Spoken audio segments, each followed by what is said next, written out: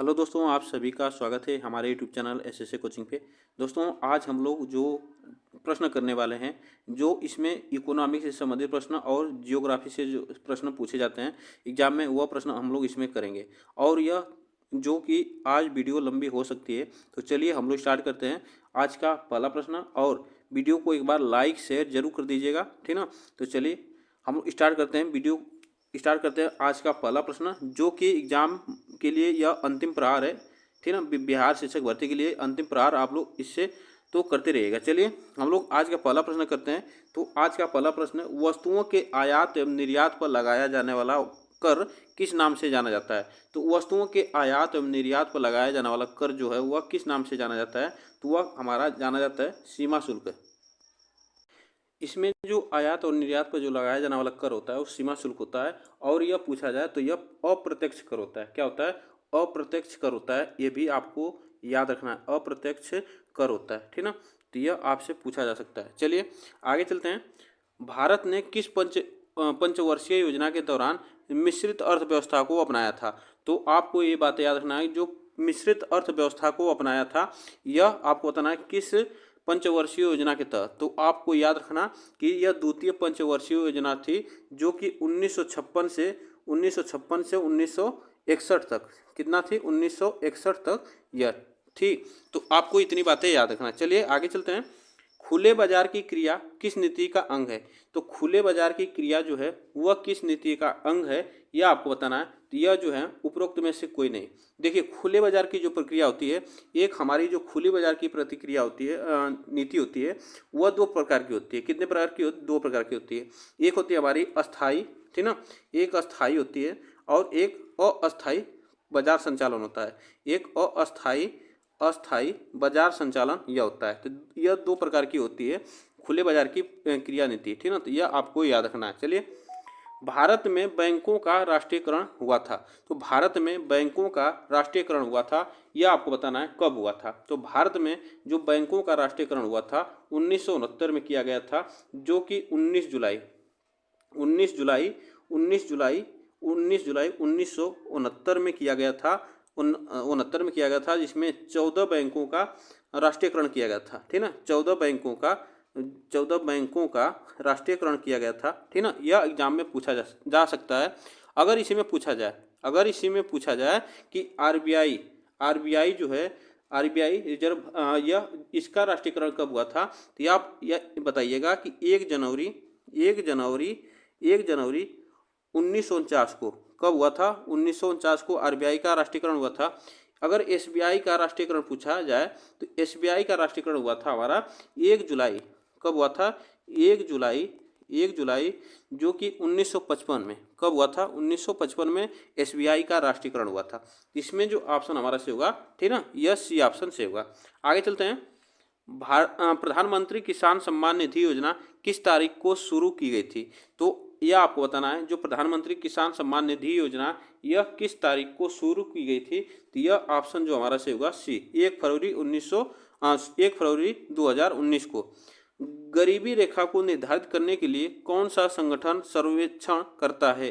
तो कौन सा संगठन सर्वेक्षण करता है, यह आपसे पूछा गया है। तो वह करता है नीति आयोग, ठीक ना। तो चलिए आगे चलते हैं। क्वेश्चन नंबर देखिए हमारा, गुलाबी क्रांति संबंधित है। गुलाबी क्रांति किससे संबंधित है, यह आपको बताना है। तो गुलाबी क्रांति किससे संबंधित है, तो यह प्याज उत्पादन से संबंधित है। किससे? प्याज उत्पादन से संबंधित है। अगर इसमें पूछा जाए कि उर्वरक उत्पादन से, तो इसमें क्या होगा? धूसर क्रांति होगा। क्या होगा?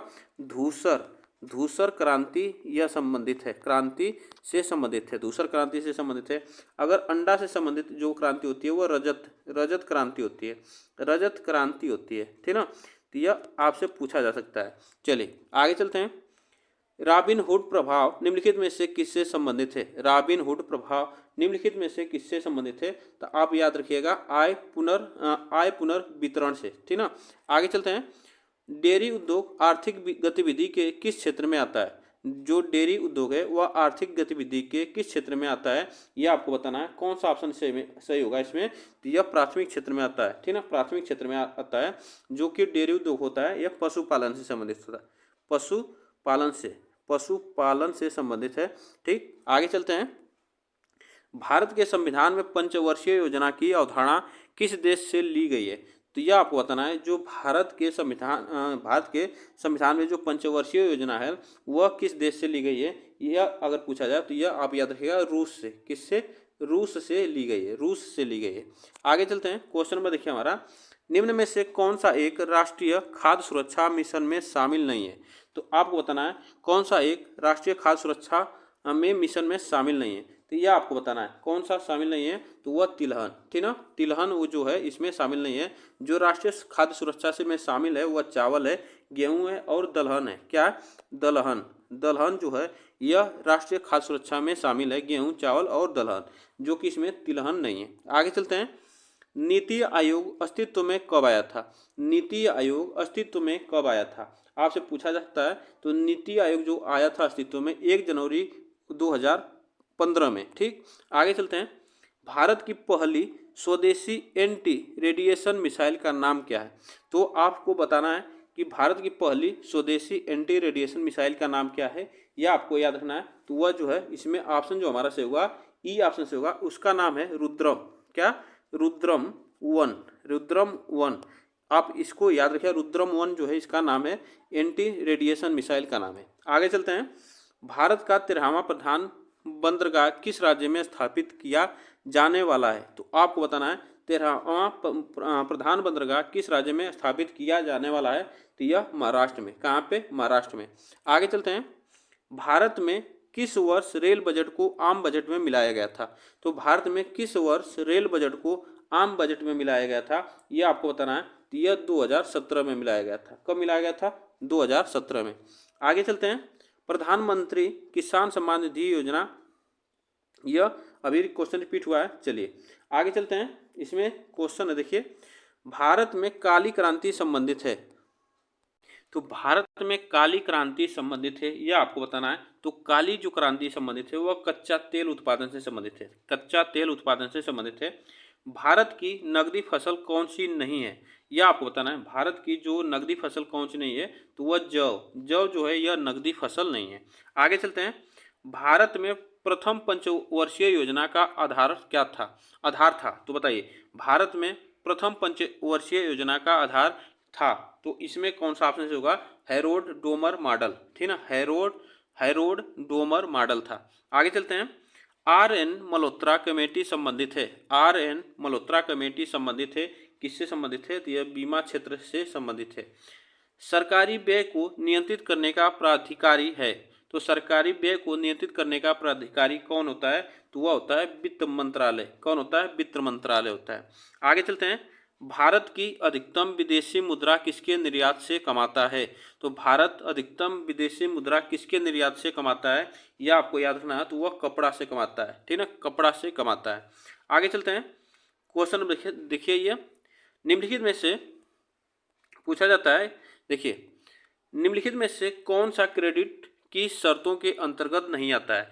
तो कौन सा क्रेडिट के शर्तों के अंतर्गत नहीं आता है, यह आपको बताना है। तो वह जो आता है जमा, ठीक ना, जमा जो है यह क्रेडिट की शर्तों के अंतर्गत नहीं आता है।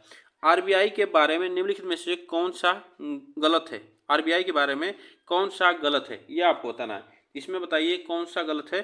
तो वह जो ऑप्शन से होगा, आरबीआई ग्राहकों से जमा स्वीकार करता है। तो यह इसमें हमारा गलत पूछा है, तो गलत है। जो आरबीआई ग्राहकों से जमा स्वीकार करता है। आगे चलते हैं, क्वेश्चन नंबर देखिए, भारत सरकार ने विश्व स्तरीय सुविधाएं देकर विदेशी कंपनियों को भारत में निवेश के लिए आकर्षित करने के लिए एक कदम उठाए।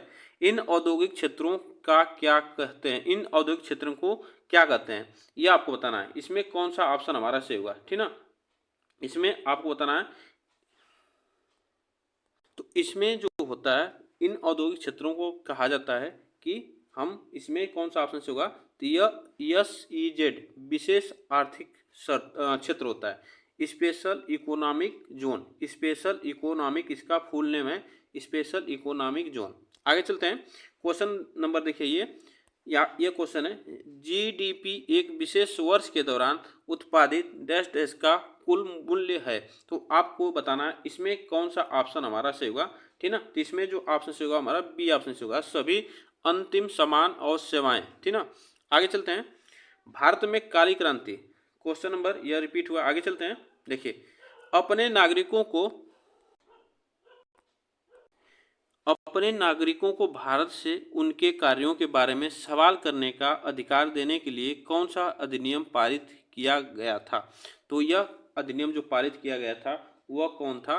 तो आरटीआई। ठीक, चलिए आगे चलते हैं। किस बहुराष्ट्रीय कंपनी ने छोटी भारतीय कंपनी पारक फूड्स को खरीदा? तो पारक फूड्स को खरीदा कौन सी? तो वह आपको याद रखना है, वह कारगिल फूड्स, ठीक है, कारगिल फूड्स ने खरीदा था। मनरेगा अधिनियम के बारे में निम्नलिखित में से कौन सा गलत है? तो मनरेगा अधिनियम के बारे में कौन सा गलत है यह आपसे पूछा है। इसमें जो ऑप्शन से होगा हमारा सी ऑप्शन से होगा, यदि सरकार असफल होती है तो यह योजना भत्ता नहीं होगी। तो आपको याद रखना है कि अगर सरकार असफल होती है तो इसमें जो रोजगार भत्ता है वह नहीं देगी, ठीक ना। तो यह बातें आपको याद रखना है। आगे चलते हैं। 2016 के 2016 के आंकड़ों के अनुसार निम्नलिखित देशों में से बेहतर मानव विकास निष्पादन वाला देश कौन सा है? तो आप बताना इसमें कौन सा ऑप्शन से होगा। तो यह जो होगा ऑप्शन हमारा श्रीलंका। आगे चलते हैं। डैश डैश वह स्थिति है जब दोनों पक्षों को एक दूसरे की वस्तुओं को बेचने और खरीदने के लिए सहमत होना पड़ता है। तो यह क्या कहलाता है? आपको बताना है इसमें कौन सा ऑप्शन से होगा। तो वह जो होगा चाहतों का दोहरा संयोग कहलाता है। आगे चलते हैं। भारत में बैंक अपनी जमा का कितना प्रतिशत धन नकदी के रूप में रखते हैं? तो आपको बताना है कितना प्रतिशत नकदी के रूप में रखते हैं। तो वह 15%, ठीक ना। तो यह 15% रखते हैं। निम्नलिखित में से कौन सा विकल्प वैश्वीकरण को इंगित करता है? तो आपको बताना है कौन सा विकल्प वैश्वीकरण को इंगित करता है। इसमें आप बताइए कौन सा ऑप्शन से होगा। तो वह ऑप्शन हमारा जो सही होगा, देशों के मध्य तीव्र आर्थिक एकीकरण। तो ऑप्शन हमारा ए सही होगा। आगे चलते हैं। भारत सरकार द्वारा उपभोक्ता संरक्षण अधिनियम कोपरा कब पारित किया गया था? तो भारत सरकार द्वारा उपभोक्ता संरक्षण अधिनियम जो कोपरा है वह कब पारित किया गया था? यह 1986 में पारित किया गया था। आगे चलते हैं।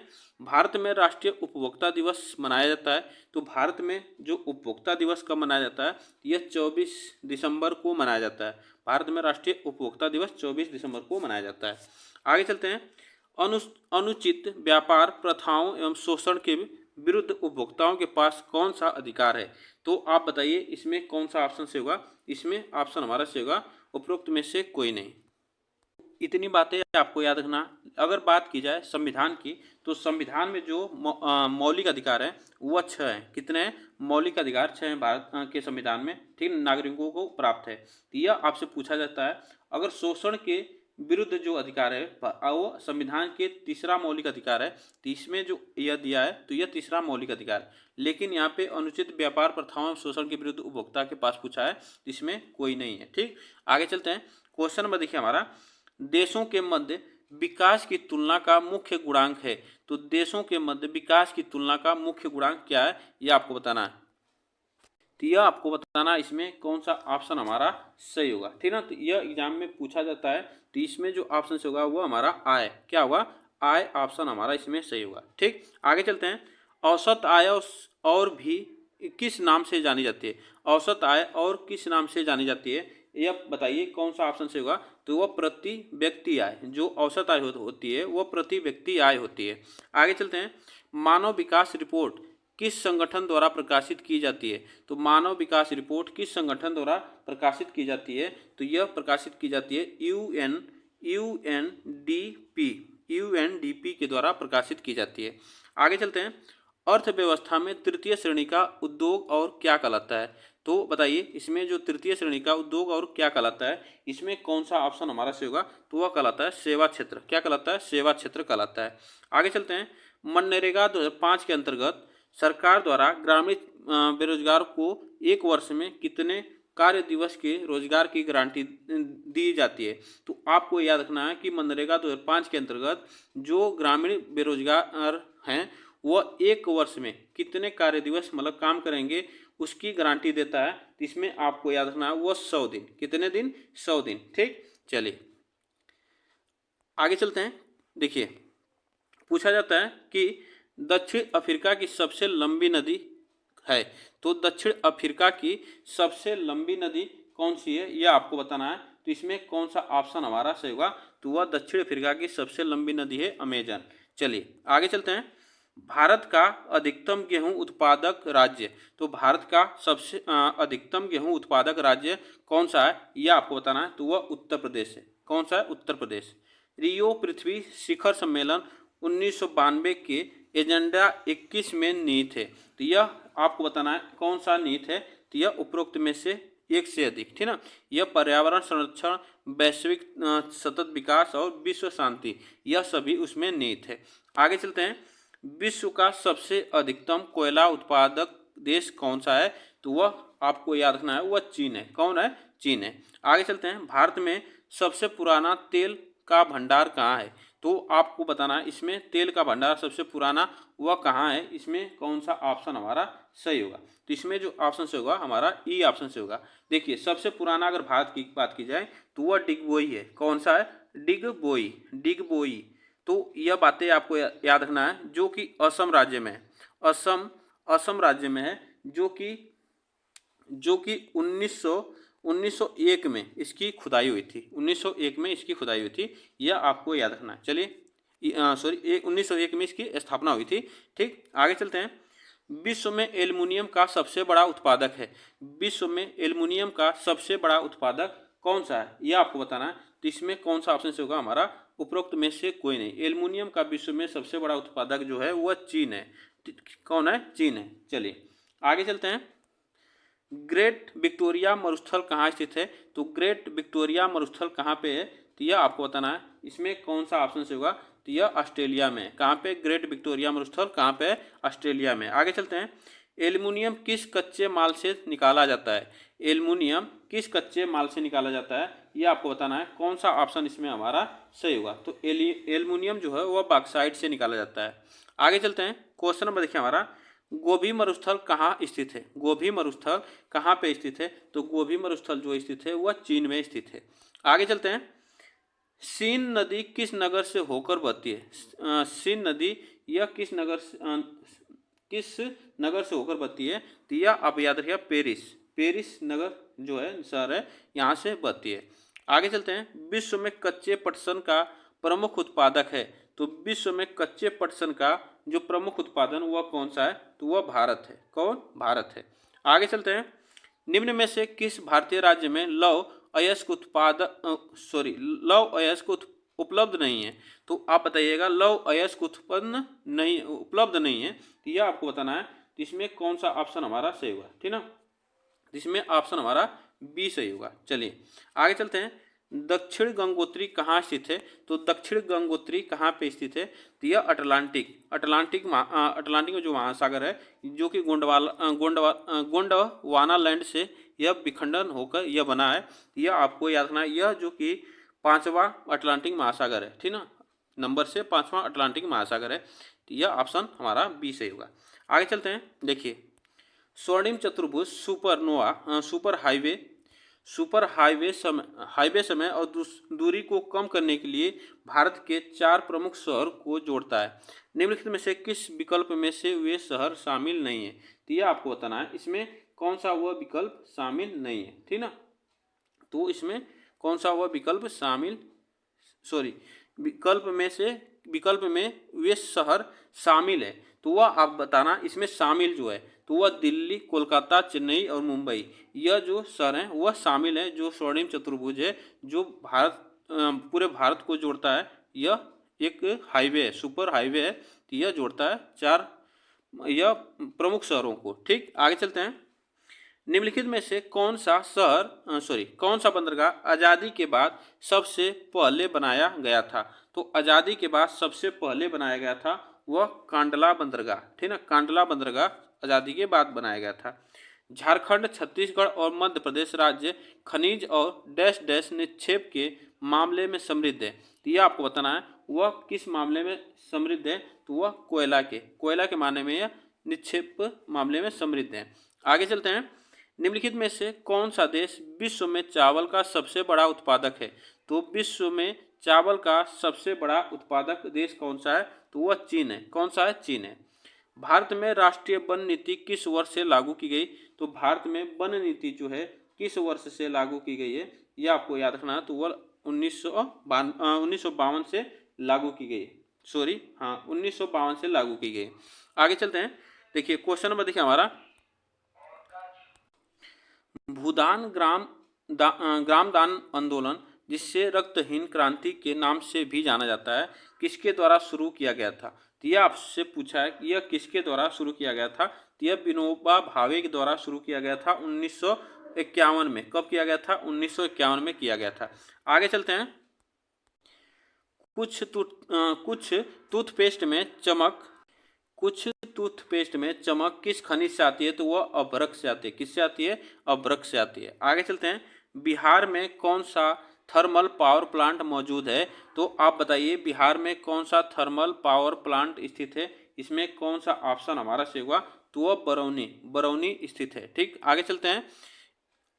भारत में एक प्रमुख शक्ति प्रदान करने वाला निगम है और इसके पास पर्यावरण प्रबंधन प्रणाली या 14,001 के लिए ISO प्रमाणन है। तो इसमें बताइए कौन सा है? तो वह है हमारा NTPC। ठीक है, NTPC है। आगे चलते हैं। क्वेश्चन में देखिए हमारा, वार्षिक रिपोर्ट 2016-17 के अनुसार भारत विश्व पर्यटन में किस स्थान पर है? तो आपको बताना है इसमें कौन सा ऑप्शन से होगा। तो यह देखिए इसमें ऑप्शन हमारा नहीं है। अगर पर्यटन जो विश्व पर्यटन दिवस कब मनाया जाता है अगर पूछा जाए, तो यह कब मनाया जाता है? 27 सितंबर को। 27 सितंबर को मनाया जाता है। ठीक ना। आगे चलते हैं। जलोढ़ मिट्टी को उसकी आयु के आधार पर वर्गीकृत किया जाता है। नई जलोढ़ मिट्टी को क्या नाम दिया गया? तो बताइए, जो नई जलोढ़ मिट्टी होती उसको क्या नाम दिया गया? तो वह खादर नाम दिया गया। ठीक, आगे चलते हैं। निम्नलिखित में से कौन सी मिट्टी कपास उगाने के लिए आदर्श है? कपास उगाने के लिए आदर्श है, वह कौन सी मिट्टी है? तो वह काली मिट्टी में कपास सबसे ज़्यादा उगाया जाता है। भारत के किस स्थान पर सर्वाधिक वर्षा होती है? तो भारत के किस स्थान पर सर्वाधिक वर्षा होती है? तो मासिन राम में, मेघालय में यह वर्षा होती है। चलिए आगे चलते हैं। यह देखिए क्वेश्चन थोड़ा सा बड़ा है। ठीक, विभिन्न देशों में स्लैश और वर्ण कृषि के लिए प्रयुक्त नामों के लिए नीचे दिए गए कूट से सही विकल्प का चयन करना है। तो आप इसको चयन करना है। तो देखिए इसमें क्या है, मैक्सिको पहला है। तो मैक्सिको किससे मिलान करना है? तो हमें मैक्सिको को मिलान करना है मिल्पा से। ब्राज़ील को किससे मिलान करना है? तो हमारा रोका से। अब वियतनाम से किससे मिलान करना है? तो रे से। और इंडोनेशिया जो है लादांग से यह मिलान होगा। तो यह आप इतनी बातें याद रखिएगा। चलिए आगे चलते हैं। क्वेश्चन नंबर देखिए हमारा, झारखंड का कोडरमा निम्नलिखित में से किस खनिज का प्रमुख उत्पादक है? तो झारखंड का कोडरमा जो है वह किस खनिज के लिए प्रमुख उत्पादक है? तो यह आपको बताना है। इसमें कौन सा ऑप्शन हमारा सही होगा? तो यह अभ्रक के लिए यह है। आगे चलते हैं। भारत का एकमात्र उद्योग जो आत्मनिर्भर एवं मूल्य श्रृंखला में पूर्णतः है। तो इसमें बताइए कौन सा ऑप्शन सही होगा? तो यह कपड़ा उद्योग। ठीक ना, यह कपड़ा उद्योग के लिए आत्मनिर्भर और श्रृंखला में पूर्ण है। खनिज फसल का उदाहरण है तो खरीफ फसल का उदाहरण है। तो खरीफ फसल का जो उदाहरण है वह मक्का है। ठीक ना, मक्का। आगे चलते हैं। कौन सी फसल विकसित होने में लगभग 1 वर्ष का समय लेती है? तो कौन सी फसल है जो इसमें उसको विकसित होने में 1 वर्ष का समय लेती है?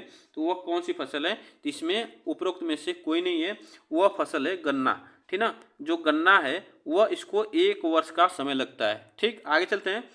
राष्ट्रीय राजमार्ग किसके द्वारा बिछाए एवं संचालित होते हैं? तो राष्ट्रीय राजमार्ग किसके द्वारा बिछाए, निर्मित या संचालित होते हैं? तो ये आपको बताना है। इसमें कौन सा ऑप्शन से होगा? तो वह राष्ट्रीय राजमार्ग प्राधिकरण भारत। ठीक ना, इसमें ऑप्शन बी सही होगा। आगे चलते हैं। सरदार सरोवर बांध निम्नलिखित में से किन राज्यों को कवर करता है? तो सरदार सरोवर बांध किन राज्यों को कवर करता है? इसमें आपको बताना है। तो वह ऑप्शन जो हमारा सही होगा गुजरात, राजस्थान, महाराष्ट्र और मध्य प्रदेश को यह कवर करता है। आगे चलते हैं।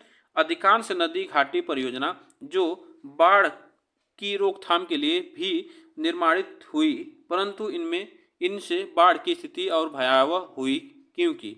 इसमें आपको बताना है तो वह इसमें जो ऑप्शन से होगा इसमें से कोई नहीं। ठीक, उस प्रथम राज्य का नाम बताइए जिसने छत पर वर्षा जल संचयन को कानून द्वारा अनिवार्य कर दिया गया था। तो इसमें वह कौन सा राज्य है जो कानून द्वारा जो छत पे जल संचय मतलब रोकने के लिए, अपने छत पर पानी को इकट्ठा करने के लिए अनिवार्य कर दिया गया था। तो इसमें आपको बताना है वह कौन सा राज्य है। ठीक ना, इसमें वह कौन सा राज्य है, तो वह तमिलनाडु, ठीक ना, तमिलनाडु राज्य है। आगे चलते हैं।